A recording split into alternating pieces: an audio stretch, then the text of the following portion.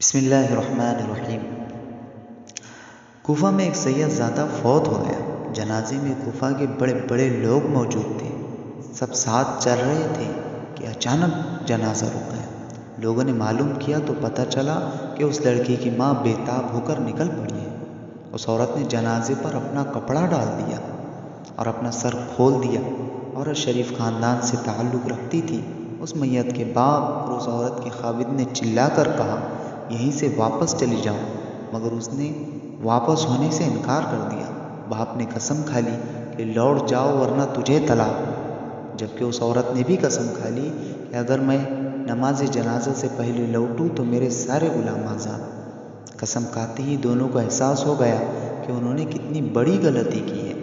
اب اگر عورت میت کے ساتھ جنازہ گاہ تک جاتی تو اسے طلاق ہو جاتی، اور اگر وہ وہیں سے واپس ہوتی تو اس کے سارے غلام آزاد ہو جاتے۔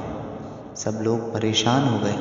انہوں نے وہاں موجود بڑے بڑے علماء سے درخواست کی کہ اس مسئلے کا کوئی حل بتائیں، لیکن سب نے کہا کہ ایک صورت تو ضرور پوری کرنا پڑے گی۔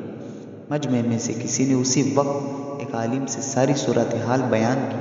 انہوں نے میت کے پاس آ کر پوچھا کہ قسم کس کس طرح کھائی گئی ہے۔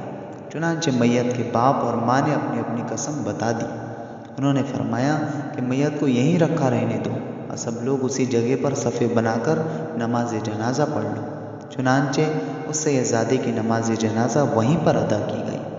اس کے بعد انہوں نے فرمایا کہ عورت یہیں سے واپس گھر لوٹ جائے۔